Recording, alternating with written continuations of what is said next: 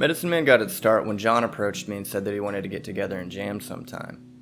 I was really flattered by this because he was a few years ahead of me in music school, and I really looked up to him. But I didn't expect for it to happen because we musicians usually say something like that and then don't follow through. But John's not like that.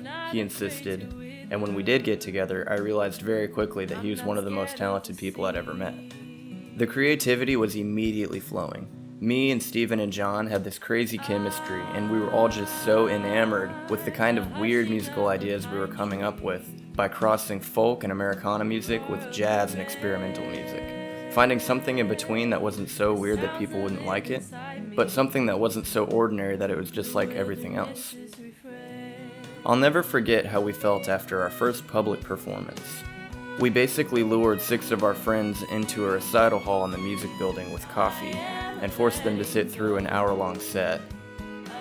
But after that first performance, none of us were hanging our head. None of us were saying to each other, maybe we shouldn't do this.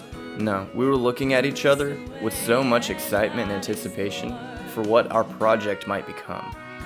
We were just genuinely excited about the kind of music that we were going to come up with next. So we quickly grew from the 3 of us to 6, and over the course of the next few years, we predominantly played benefit concerts and for fundraisers that nonprofits were doing in our city. And this is where the name Medicine Man comes from.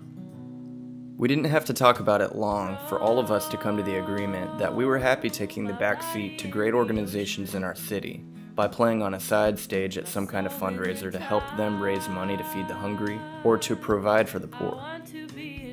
We started to become that band in Waco that would play for your nonprofit for free, and we were okay with that. We started to get a lot of performance experience, and people really liked our music. So as we grew in popularity around the city of Waco, what began as a humble mission to write new music and help our city was starting to grow into something that looked like it could actually pick up momentum. So all of us as music students were looking at that as a genuine career opportunity. And that's what makes us unlike most groups. You're never on the hook for anything by coming to a Medicine Man show. It's genuinely about community, music, and if nothing else, being able to sit still for an hour and just hear encouraging stuff, rather than being distressed by the weight of the world. That's why we're called Medicine Man. And as we like to say, set aside your heavy load, rest your legs, and let it go.